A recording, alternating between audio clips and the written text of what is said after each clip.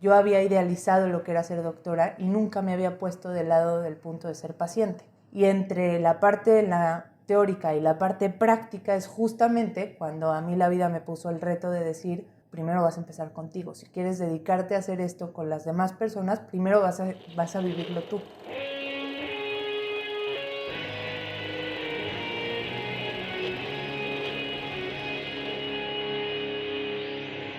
Bienvenidos a Volver al Futuro Podcast, donde platicamos con las mentes que nos impulsan a crear el nuevo paradigma de salud y bienestar. Conducido por Víctor Sadia. Muy buenos días, muy buenas tardes, muy buenas noches. Hoy nos acompaña la doctora Elisa Sacal.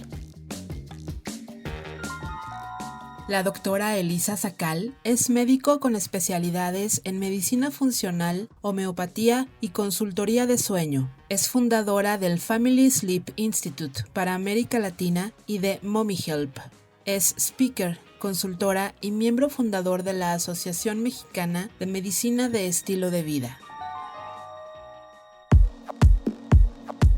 Elisa, gracias por estar aquí. Gracias por la invitación. Me he pensado mucho y debo decir que nos conocemos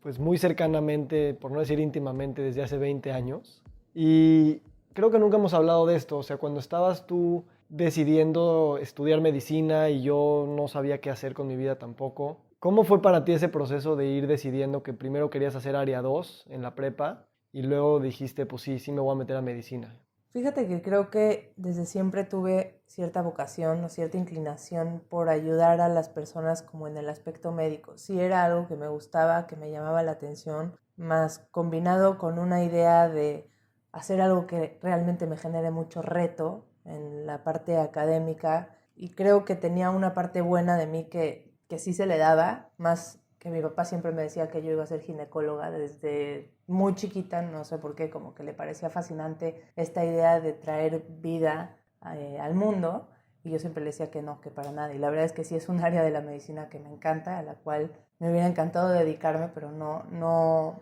quedaba mucho con el estilo de vida que yo quería llevar. Pero creo que eso sembró inicialmente la idea de dedicarme a un área relacionada con la salud, y poco a poco fue creciendo en mí esta idea, y cuando ya se te mete empiezas a voltear a ver para todos lados señales porque ya tienes esa percepción en tu cabeza. Y creo que desde que ya me empecé a formar como paramédico al principio, me gustaba esa adrenalina de la incertidumbre, no saber qué le va a pasar a una persona y que tú puedas llegar a hacer algo que incline esa, digamos, dirección en favor a la salud porque tú interveniste de alguna manera. Entonces eso me empezó a obsesionar un poco hasta el grado en querer estudiar todo lo relacionado con el cuerpo humano y ver qué tipo de intervenciones podías hacer para cambiar el curso de las cosas. Nosotros que íbamos en la misma prepa, obviamente siempre era pues mucho desmadre y no estábamos como muy aplicados en estudiar. Definitivamente nos interesaba lo que estudiábamos, pero era como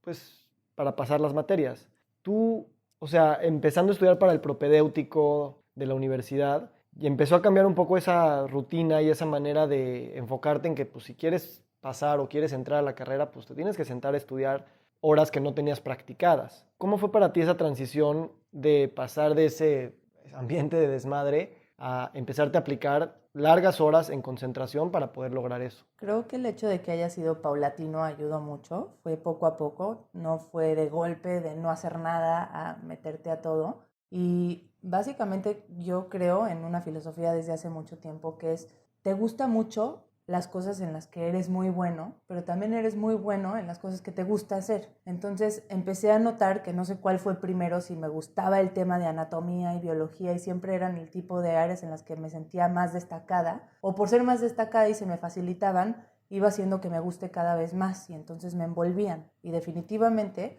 en las áreas de prepa, en las materias que estaban relacionadas con temas de medicina, se me facilitaban, me gustaban, y el hecho de que me gusten me hacía que me interese, que quiera leer más al respecto, que sepa más por eso, y solito te va el conocimiento envolviendo y atrapando. Y entonces pues sí creo que cuando empiezo a tomar la dirección de hacia medicina, empiezas también a aceptar la responsabilidad que implica en que es una carrera con mucho más horas que el resto y que requiere pues que hagas muchos sacrificios, Y pues al ser una persona que me gusta el reto, pues creo que eso fue lo que empezó a picarme más con la idea de aparte ser disruptiva, porque pues era algo que no estaba tanto en mi naturaleza, hablando tradicionalmente del tipo de familia del que venía. Y por ser disruptivo, tal vez todavía le agregó todavía más como más chiste a esto de meterme algo que no se había hecho en mi contexto. Y poco a poco me empecé a meter al tema del propedéutico, y el propedéutico pues te empieza a llenar de gente que está en lo mismo que tú y te sientes identificado con esta pasión que las otras personas puedes llegar a ver y que te reflejan, y pues empiezas a decir, de aquí soy. Creo que la pregunta subyacente a esta es, ¿en qué momento la medicina te hace madurar como persona y ya no eres la persona que va a estar pues recibiendo del mundo una educación, sino que vas a empezar tú a jugar un poquito con la vida de los pacientes, como lo dijiste? O sea, ¿cómo se hace ese proceso en el que intelectualmente te preparas, pero también emocionalmente empiezas a cobrar una nueva perspectiva de quién eres tú y cuál es tu rol en la comunidad, en la sociedad, mismo en tu familia, que la gente te deja de ver como pues la chavita y entonces se vuelve la doctora? ¿Cómo viviste tú ese proceso? Y me imagino se sigue viviendo. Es un proceso que creo que es súper difícil de entrada, porque decidir lo que vas a hacer para el resto de tu vida a los 17 años, que es cuando realmente tomas la decisión, no sabes realmente a lo que te estás ateniendo y no sabes lo que implica, y todavía no eres esa persona. Pero creo que la identidad aquí juega un papel importantísimo. Yo me veía como esa doctora que hoy en día soy desde hace muchos años. Tenía muy claro que iba a ser esa doctora que la gente iba a admirar de alguna manera y de la que puedo decirte hoy me siento orgullosa, pero en su momento pues eso es lo que yo visualizaba y no sabía cómo iba a llegar ahí. La verdad es que el proceso me asombró mucho, para bien y para mal. Fue mucho más difícil de lo que imaginaba, pero muy gratificante, y no te das cuenta que tienes, pues tú recibes esa educación, como dices, hasta que eliges lo que quieres ser, y entonces sabes que pues más o menos se va trazando el camino poco a poco, y básicamente te empiezas a convertir realmente en doctora cuando empiezas a tener contacto con los pacientes, porque toda la primera etapa de la carrera es una etapa muy teórica en la que recibes solo la información, el conocimiento, como va de los libros, y empiezas a memorizar y trabajas tu cerebro todo lo que da, pero no trabajas tanto tu corazón. Todavía no te todavía no te han sembrado la semillita de querer realmente ayudar a alguien más que con ideas, con idealismos, con quién quieres ser el día de mañana y a qué te quieres dedicar, y con imágenes a las que admiras, hasta que empiezas a tener contactos con pacientes y empiezas a darte cuenta los estados tan vulnerables en los que tú puedes intervenir en la segunda parte de la carrera. A mí algo muy chistoso, como le quieras decir, que me pasó es que en el proceso entre una y otra, yo había idealizado lo que era ser doctora y nunca me había puesto del lado del punto de ser paciente. Y entre la parte teórica y la parte práctica es justamente cuando a mí la vida me puso el reto de decir, primero vas a empezar contigo. Si quieres dedicarte a hacer esto con las demás personas, primero vas a vivirlo tú. En este podcast ha habido muchas historias de médicos o de otras profesiones de la salud que gracias a un episodio de salud propia o de un familiar muy cercano, pues cambian su concepción de ya como profesionales qué hacer. Y como bien dices, en tu caso fue a la hora de estudiar, ¿no? Te diagnostican cáncer en, ¿qué fue? ¿Quinto semestre? ¿Tercero? Como en quinto. Como en quinto semestre, y entonces empiezas a vivir esto desde la perspectiva del paciente. ¿Cómo fue eso para ti en términos de tu perspectiva profesional, ni se diga la parte personal? Fíjate que fue muy curioso porque de hecho me convertí en paciente por primera vez en el setting, en el ambiente en el que estaba aprendiendo. Fue irónicamente, a lo largo de mi carrera siempre ha ocurrido así. El lugar en donde estudiaba la carrera fue el lugar en donde me diagnosticaron. El lugar en donde me trataron fue el lugar en donde hice el internado. Entonces parece que la vida me ha puesto muchos retos para romper ciertos paradigmas y cambiar de visión de una misma circunstancia y verla exactamente de dos lados completamente opuestos, ¿no? De los dos lados de la moneda, tanto del lado del doctor como del lado del paciente. Y hoy en día creo que eso me ha dado una sensibilidad especial para poder conectar con los pacientes. De lo que más tuvo impacto es todas las preconcepciones que yo tenía de cierta enfermedad, específicamente del cáncer, se cambiaron o las tenía que cambiar, porque si yo tenía esta idea de que el cáncer era una enfermedad crónica terminal que nunca terminaba y que una vez que te diagnosticaban se convertía de alguna manera en un destino que tenías que seguir, sí era algo que creía, tal cual. De hecho, quería ser oncóloga. ¿cómo iba a ser oncóloga con esa perspectiva, ¿no? ¿Cómo iba a tratar pacientes desde mi creencia de que todos los pacientes con cáncer tenían eternamente células cancerígenas dentro de ellos y en algún momento se iban a morir de eso? Y cuando me convertí en paciente dije, esta filosofía no me va a funcionar porque entonces me estoy condenando. Y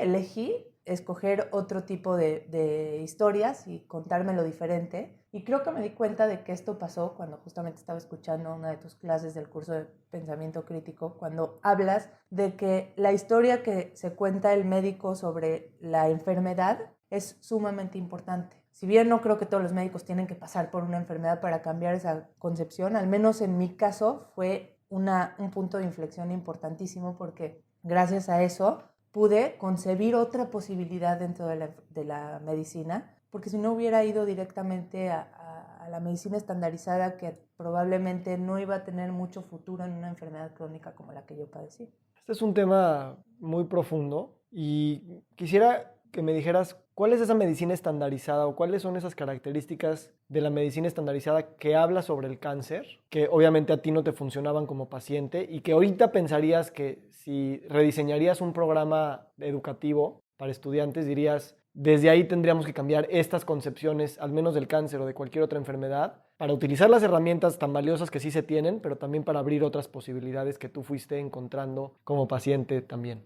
Fíjate que yo cuando primero empecé a aprender sobre el cáncer y sus pronósticos y su fisiopatología y todo, tal vez fue hace 17 años, en donde empezando a hablar en el propedéutico, en el curso de genética, nos decían que había ciertas mutaciones y entonces te hablaban de las células cancerígenas y de toda la formación del cáncer. Y básicamente no te daban mucho pie a un destino distinto a que las células cancerígenas siempre iban a estar así. O a lo mejor no lo dijo así el maestro que me lo enseñó, pero al menos yo lo recibí de esa manera, en tanto a que el cáncer nunca se quita, que es un concepto en el que una vez que te da, pues básicamente tienes que ir apagando fuegos conforme se van presentando, pero que siempre habrá ahí células. Y no sé si era porque lo aprendí hace muchos años en donde todavía no había tanta conciencia de la epigenética o yo ya llegué con ese filtro, pero definitivamente creo que a lo largo de estos años ha cambiado la concepción de la medicina y yo me he abierto los ojos a otras posibilidades en donde sabemos que ya la genética puede ser modificada. Tenemos muchos estudios que demuestran que no necesariamente el gen se tiene que expresar.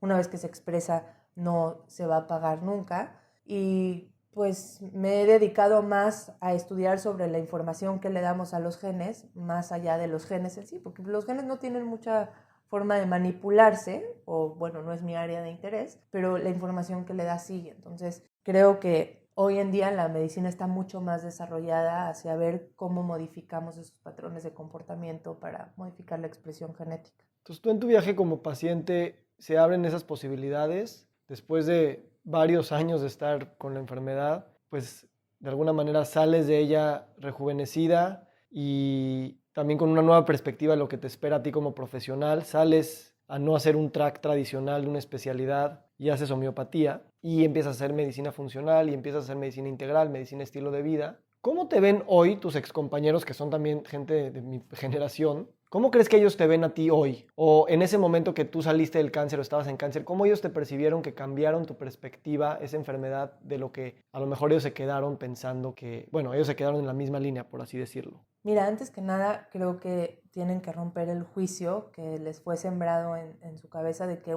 la posibilidad que aprendieron es la única posibilidad porque no conocen otras. Y ha sido difícil encontrarme con gente que a lo mejor no tiene la apertura para conocer que hay otros caminos y que no porque tú no los conozcas o porque a ti no te los han probado, no funcionan. Eso ha sido difícil porque finalmente al inicio, cuando empezaba a dedicarme a todos estos temas, todavía tenía la energía como para discutirlo y para tratar de convertirlos y convencer, porque finalmente era gente que eran como mis hermanos, con un pensamiento totalmente opuesto al que yo había desarrollado. Entonces empiezas a encontrarte muchos baches en ese aspecto, hasta que te das cuenta que puede llegar a ser un tema controversial y que tienes que estar de acuerdo en estar en desacuerdo con ellos y simplemente respetar su opinión, porque no es alguien que no son gente que tienen ganas de cambiar su perspectiva. Entonces es un poco como la política. ¿Para qué te metes en esos temas cuando realmente lo que quieres hacer es cambiar la mentalidad de tu paciente, no del médico que lo ha atendido como siempre lo ha hecho de forma tradicional?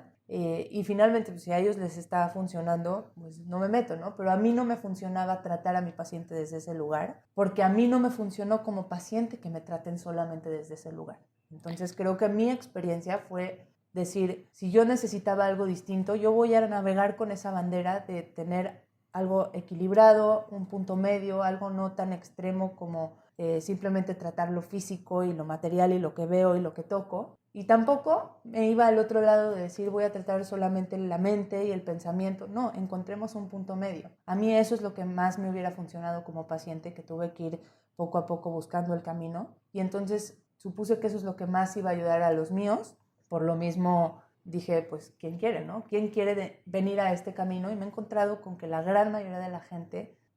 es lo que está buscando, un punto un poco más equilibrado. Me has comentado tú en el marco de más personal que hay personas que se te han acercado porque saben que viviste el cáncer y que quieren que los guíes, y me has dicho que no te encanta esa posición o que la gente te vea desde esa perspectiva. Y yo entiendo de alguna manera es alguien que a lo mejor es de la edad, es del medio, es de la sociedad en la que vivimos y además es doctora, ¿no? Me gustaría saber qué te incomoda de eso y cómo con esta perspectiva que dices que quieres integrar y no irte en ningún extremo, podrías o no ayudar a esas personas como pacientes que podrían pedir tu ayuda. Fíjate que cuando tienes el switch de ser médico es muy difícil cambiar el switch a el tema personal, porque estudias 6 o 7 años continuos recibiendo la idea de que eres el médico y de que no estás de alguna forma lado a lado con el paciente, sino estás de alguna forma arriba de él. Y entonces es tu recomendación con la de él, no tú escuchando. O sea, escuchas obviamente toda la información, pero no es una vía de dos lados, no es bidireccional, es unidireccional, tú dando la recomendación para lo que él necesita. No quiero hacerlo sonar como cruel o rudo, simplemente así es como aprendes, ¿no? Él te da la información para que tú des el diagnóstico,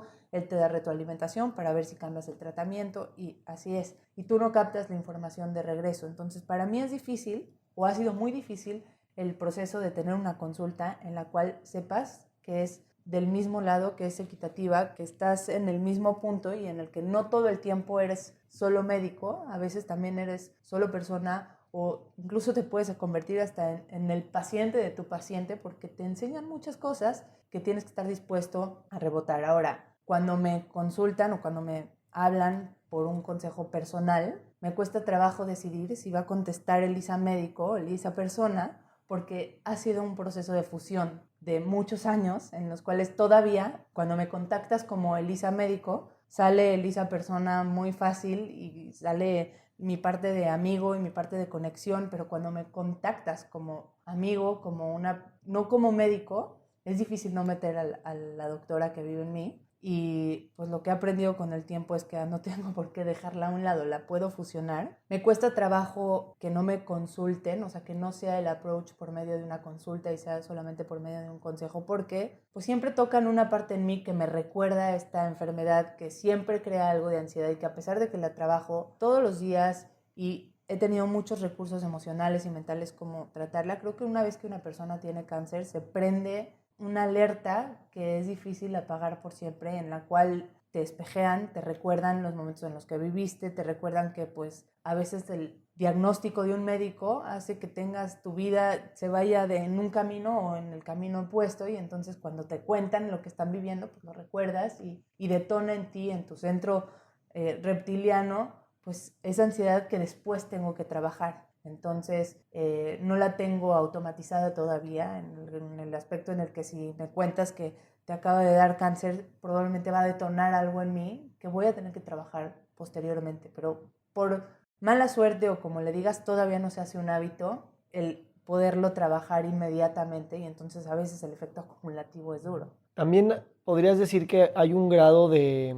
que estás empezando a cargar el sufrimiento de alguien más, la incertidumbre de alguien más. Y como amigo tal vez se te hace más fácil el poder acompañarlo porque no tienes que tener las respuestas, pero como médico te gustaría controlar y te gustaría quitarle el sufrimiento cuando sabes que hay tantas incertidumbres y tantas cosas que la verdad no sabemos. Claro, lo que tengo que hacer básicamente cuando me están pidiendo mi consejo como amiga es apagar el switch médico. que eso es lo que más trabajo me cuesta, porque es difícil reconocer cuando te están contactando solamente porque quieren escucharte, quieren conocer tu experiencia como persona, no quieren tu medicamento, no quieren tu receta, pero pues es tu intuición, ¿no? Salir con tu consejo médico, siempre me pasa en las reuniones con amigos, me pasa algo curioso porque me contactan y de pronto teniendo una plática trivial con amigos en una mesa en donde no tiene nada que ver con lo médico, acabo dando el consejo médico y se acaban disculpando conmigo por decirme, es que no, perdón, no, si quieres luego te contacto en consulta, y yo acabo diciéndoles, no, perdón, pero es que esto es lo que me gusta a mí, o sea, acabo yo sacando la información que a lo mejor no debía haber dicho porque necesitaba más información de la historia clínica y demás, pero ahí es donde compruebo que realmente es lo que me gusta hacer, es mi vocación, y finalmente crea mucha conexión con el que a lo mejor más adelante sí me va a contactar para ser mi paciente. Entonces, bueno, en conclusión, cuando me contacta una persona que no quiere mi consejo médico, más bien mi intuición tiene que tratar de apagar la parte profesional. Cambiando un poquito de tema, tú conoces bien mi podcast y estuviste cerca de su concepción y pues hoy ya llevamos más de 30 capítulos. Me gustaría que en el contexto de lo que sabes que estamos tratando de hacer en Volver al Futuro, de pues, reinventar los paradigmas, al menos en temas de cómo los profesionales de la salud ven y se conciben a sí mismos y por lo tanto conciben la ciencia médica y su práctica, ¿cuál es el volver al futuro para ti? ¿Cuáles son los principales puntos que estás atendiendo ahorita en tu educación, en tu práctica profesional y personal para generar una, digamos, por así decirlo, una nueva generación de una conciencia distinta a la que hemos aprendido, no porque la que hemos aprendido es mala, pero más integradora y también un poco más actualizada a los nuevos problemas de salud, de enfermedades crónicas, de enfermedades multicausales, de mucha ansiedad y depresión generalizada, etcétera? Fíjate que lejos de pensar en sistemas que benefician a la salud y concentrarme en todos los proyectos que se podrían hacer a nivel ciudad, país, internacionales, a mí me gustaría mucho que se empiece a crear una conciencia interna de la salud y no tanto que viene del exterior. Yo soy muy de la idea, tanto como médico como surgió originalmente como paciente, de decirle a mis pacientes, te lo digo de paciente a paciente, no de médico a paciente, que la enfermedad es tuya y tienes que apropiarte de ella y tienes que apoderarte de alguna manera de la enfermedad y responsabilizarte por ella. Es muy fácil dejar tu salud en manos del gobierno, en manos de tu médico, en manos del estudio que te tienen que hablar para que te lo hagas, pero en realidad cuando decides que es tu propia responsabilidad, es lo mejor tanto para ti como para tu médico y para que el curso de la enfermedad realmente cambie. El qué haces con esa enfermedad, en qué historia te vas a contar a partir de este momento, creo que es lo que más tendríamos que cambiar, empezar a generar formas que detonen en la gente nuevas narrativas sobre su propia enfermedad. Es lo que me gustaría a mí impulsar más, no tengo idea ni cómo, probablemente no será de forma masiva y será más un tema de boca en boca y que así se vaya haciendo viral. Pero el hecho de que el paciente tome su salud en sus manos y diga, a partir de hoy yo me encargo de curarme. Y si tengo que a veces contactar al médico, tengo que entender que no siempre es el médico quien me dará la respuesta, que en el área de la salud hay muchos profesionales que pueden ayudarme y tengo que identificar cuál me va a ayudar en qué momento. Y saber que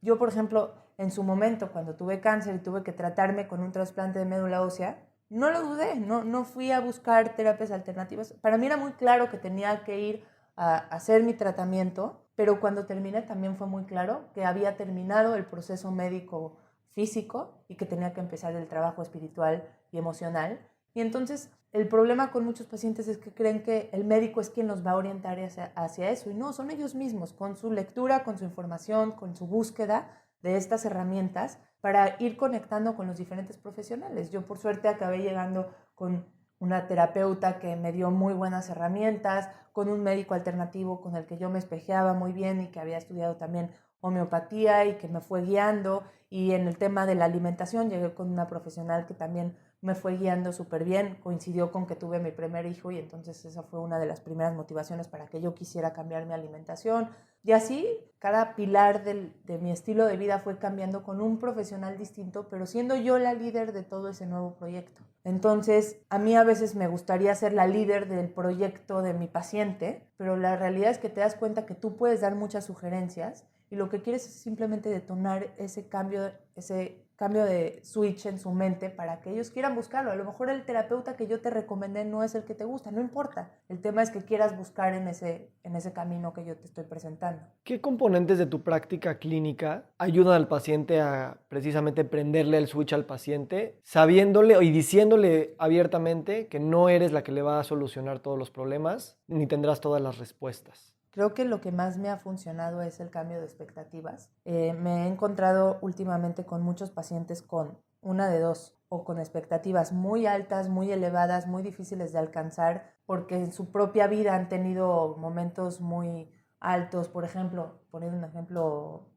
burdo, algún paciente que alguna vez corrió un maratón en cierto tiempo específico y entonces después retomar el ejercicio le costó mucho trabajo porque si no era ese nivel maratón en velocidad que él quería, no hacía nada. O el otro paciente que de plano estaba pasmado porque no podía empezar, porque no sabía ni por dónde y que le faltaba cualquier tipo de motivación. Entonces lo que me ha ayudado mucho es cambiar las expectativas, ajustarlas a un nivel en el cual sean alcanzables fácilmente. Ni muy altas, ni muy bajitas, pero en general una expectativa que se pueda lograr, con la cual se sientan satisfechos rápido, para que de ahí me agarre para subirle la expectativa un nivel más, y cuando se sientan satisfechos porque lo lograron, subirle de nuevo la expectativa y subirla y subirla y subirla. Y también yo ser capaz de entender que llega un punto en el que a lo mejor yo ya no puedo cumplir sus expectativas porque ya las barritas que fui subiendo me toparon y a lo mejor hay un experto más profesional que yo en ese tema que te puede ayudar a ajustar tus expectativas. El punto es, a mí me gusta anclar al paciente para que pueda de ahí seguir construyendo en el camino en el que él va y al mismo tiempo hacerlos sentir satisfechos con lo que han logrado. Me es muy difícil, pero cada vez me experimento un poco, agarro más experiencia en que cuando el paciente me cuenta cómo le ha ido y mi primera pregunta es cómo te has sentido, qué cambios has notado y pues automáticamente sienten que se tienen que concentrar en las cosas malas, en lo que no funciona para que yo me pueda concentrar en ajustar eso. Pero antes me voy a la raíz y le digo, espera, entiendo perfectamente cuál es el camino que tenemos que tomar para mejorar, pero notemos todo el otro 80% que sí mejoró o a lo mejor ese 10% y amplifiquémoslo, observemos qué funcionó en ese camino para poder construir más sobre eso. Y bueno, creo que eso hace que el paciente de alguna forma se sienta motivado y quiera cambiar. También ajusto las expectativas en cuanto a tiempo, siempre les explico, si es algo crónico que lleva años formándose, pues tienes que entender que toma su tiempo llegar a un estado de salud, que no es algo automático y que probablemente si se creó en mucho tiempo tomará algún tiempo en mejorarlo y tratar de quitar de la mente esta idea de inmediatez a la que igual todo el mundo está acostumbrado y enseñarle al paciente a padecer su enfermedad, a realmente vivirla, sufrirla y entender que tiene un ciclo natural esa historia de la enfermedad y que si bien podemos acortarlo, no puedo evitarlo todas las veces. ¿Cuánto crees que en los siguientes años, tú decías que se educa al médico como si estuviera arriba de los pacientes y también hablaste del ELISA médico y de la ELISA amigo? ¿Cómo crees que precisamente esa jerarquía en los siguientes años se tiene que poner igual en el mismo nivel? El médico también es tu amigo, también es tu coach, también es tu compañero. ¿Qué ganamos por hacer eso y qué perdemos por hacer eso? Cambia mucho cuando tú tienes pacientes en el que te puedes relacionar también desde esa perspectiva, digamos, horizontal, o realmente no tanto y lo único que necesitas es cambiar tu tono y las palabras, aunque guardas tu cierta distancia y autoridad. Fíjate que yo he notado que cierto grado de vulnerabilidad de mi parte hacia los pacientes genera automáticamente conexión, genera empatía y eso aumenta el apego al tratamiento y fortalece la relación médico-paciente. Yo he notado que también tengo que aprender a medir mi grado de entrega contra mi grado de apoyo y hay algunos pacientes a los que tengo que llevar de la mano, pero hay otros a los que tengo que saber dejar ir y decirle, vas tú solo. Y creo que eso es lo que hace realmente el medir el grado de apoyo que tienes que dar es sumamente importante, identificar en qué punto está el paciente. Probablemente al principio va a necesitar estar de la mano y poco a poco él solito te va a ir diciendo, ya hice estos cambios, a ver qué más necesito. Y te va a ir dando el ritmo en el cual quiere hacer los cambios, porque para llegar realmente, yo no quiero lograr cambios en mi paciente, quiero lograr transformaciones. Y eso se da cuando ellos solitos toman el plan por sí mismos y deciden que se van a apropiar de él. ¿Qué consejos tú les das a los pacientes que no estás tomando tú o te gustaría tomar más tú, para ti? Depende de tipo de pacientes obviamente, pero a mí específicamente algo que prescribo todos los días y que me hace falta medir en cierta forma son los tiempos de calma, los tiempos de pausa. Es algo que típicamente cuando le digo a mis pacientes recuerdo que tengo que reforzar, no porque no los haga, los hago, pero no, a veces no lo suficiente. Hay días en los que sé que los necesito más y como no los programé, pues ya no me caben. Entonces, el hecho de dejar más espacio para tener tiempos de calma en donde reflexione lo que está pasando y donde tenga más conciencia de mi día a día sin vivir tan deprisa, sé que me ayudaría a ejecutar mejor, a sentirme más eficiente y demás. Pero bueno, no es algo que se me olvida porque como lo recuerdo todos los días en mis consultas, pues lo tengo muy presente, simplemente tengo que aprender a ajustarlo, depende del día. Yo noto y trabajo mucho con profesionales de la salud y yo también estoy siempre corriendo, llenándome de cursos, lecturas, llamadas. Siempre hay tanto que aprender y tanto que buscar y tanto que seguir descubriendo que a veces me pongo a pensar si no hay un tema de sentir que ya como estoy no soy suficiente, ¿no? Ahora, no lo quiero llevar al lado muy filosófico existencial, pero como profesionales de la salud a veces noto eso, como que también al no poder tener todas las respuestas, pero al ser exigido social y culturalmente de que las tienes que tener, pues es como que no paramos de estar ocupados porque sí hay muchos problemas que resolver, muchos pacientes que ayudar, muchas cosas que aprender. Y por eso también le tememos a la quietud y al momento de reflexión, porque uno, no estamos acostumbrados, definitivamente, y pues como es diferente se siente raro y mejor lo lleno de algo más. Pero también hay ese lado de no confiar en que ya estoy suficiente para el momento en el que estoy preparado para ver a mi paciente o para vivir mi vida. ¿Eso resuena contigo? Fíjate que específicamente hablando del tiempo de quietud y de la prisa con la que vivo, para mí es a veces un hábito mental que tengo que romper, que identifico que viene un poco de la mano con que llegó un momento en mi vida en que sí se me acababa el tiempo, ¿sabes? Se me acababa la vida por delante y yo en mucho más de una vez, te puedo decir que cada que me hacían un PET, una tomografía, una resonancia, me sentaba enfrente del doctor con el intestino en la mano, por decirte así, y con una fragilidad en donde te dicen, ¿se te quitó o no se te quitó el cáncer? Y creo que eso sembró en mí una prisa por acabarme el mundo, por decir, el tiempo que tengas, hazlo eficiente. Lo cual me ha llevado al otro extremo, voy a confesar aquí entre nos y con toda la gente que nos va a escuchar, pero a veces se me escapa de las manos por decir, cada segundo que tengo, lo tengo que hacer.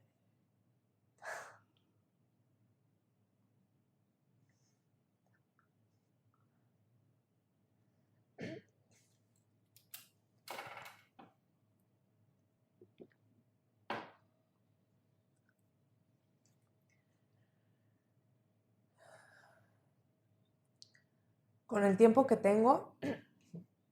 que decidir qué voy a hacer con él y básicamente es una decisión de segundos en la cual tienes que apostarle a tu carrera profesional, a tu familia, a tu esposo, a tu tiempo personal, a tu tiempo de calma. Y pues cada segundo que pasa tienes que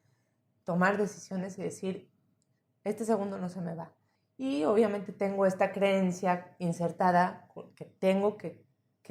trabajo todos los días y que a veces funciona y a veces no, en donde tienes que hacer valer tu tiempo y el tiempo de calma no vale igual que el tiempo trabajando, ¿no? Y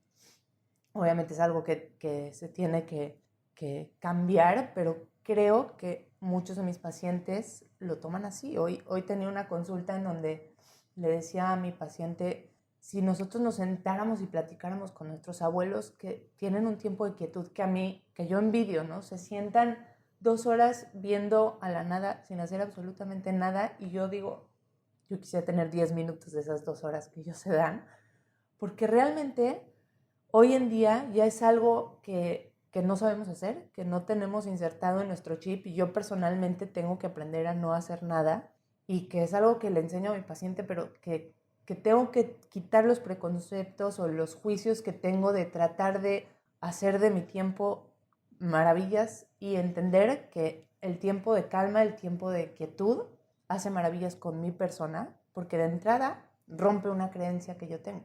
y al romperla me libera y al hacer uso de ese tiempo con calma va a hacer que todo lo que construya encima de eso sea mejor visto, sea mejor recibido, cambie mi perspectiva. Pero en fin, bueno, siempre el saber que tu tiempo alguna vez no fue tuyo, aunque realmente nunca lo es, pero que ese tiempo alguien o algo tenía la decisión, hace que pues quieras aprovechar cada segundo, ¿no? Yo en especial esto, creo que nunca lo he hablado en el podcast, pero lo he hablado fuera del aire con mucha gente y en especial con profesionales de la salud mujeres, donde yo creo que los hombres sufrimos de lo mismo, pero en especial las mujeres, el hecho de tener pacientes y tener esa vida ajetreada y demanda por tu tiempo, además de todas las demás máximas sociales de cómo tienes que tener tu casa en orden, tu matrimonio en orden, tus hijos en orden. Las mujeres son muy valientes y no, o sea, cuando se dice esto es como, bueno, ya me desahogué, pero voy a seguir, porque son muy luchonas, ¿no? Y yo me pregunto si, y de hecho dentro de nuestra asociación es algo que queremos hacer cada vez más, o sea, el poder hablar con nuestros colegas y expresar que estas cosas precisamente están en el corazón de lo que es el bienestar. Y romper esos paradigmas. ¿Tú dirías que tiene que ver un paradigma de las expectativas de la mujer en la sociedad mexicana del siglo XXI con el cuidado de la salud en el contexto de las enfermedades crónicas? Pero me doy cuenta que eso es muy, muy recurrente y de alguna manera siento que le resta bienestar a los profesionales o a las profesionales y por consecuencia, como sabemos, pues eso también influye en los cambios que pueden o no apoyar a sus pacientes. Entiendo que la relación no es tan directa, pero ¿qué podríamos hacer nosotros que nos estamos atreviendo a decir estas cosas para todos estos doctores y profesionales de la salud que viven esta situación y que no hay una respuesta porque no podemos cambiar las expectativas de la sociedad de la noche a la mañana, pero que sí podemos a lo mejor resignificar la manera en la que asignamos nuestro tiempo y las expectativas que tenemos de nosotros mismos? Es que justamente la expectativa del tiempo de un médico está muy mal visto, por lo menos en México como país, el saber que de entrada el médico que entra a la carrera de medicina, o sea, esa concepción que yo tengo de vivir siempre estresado, a prisa, con poco tiempo, con poco descanso, viene desde la junta que tuve previa a entrar a la carrera de medicina en donde nos sentaron y el director te va diciendo, a ver, que sepas a lo que vas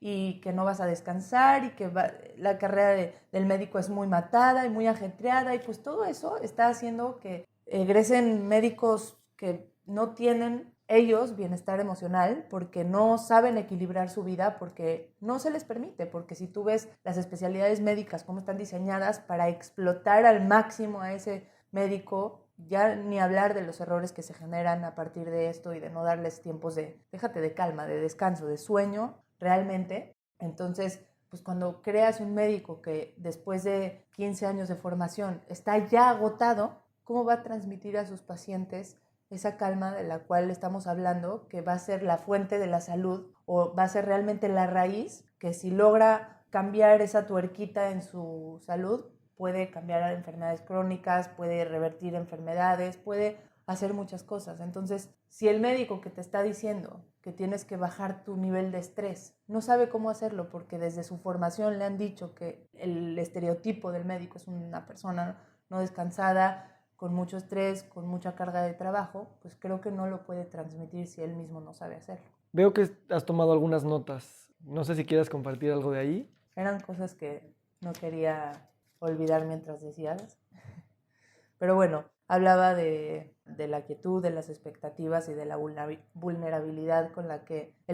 primero el médico tiene que vivir para poder realmente transmitir a su paciente.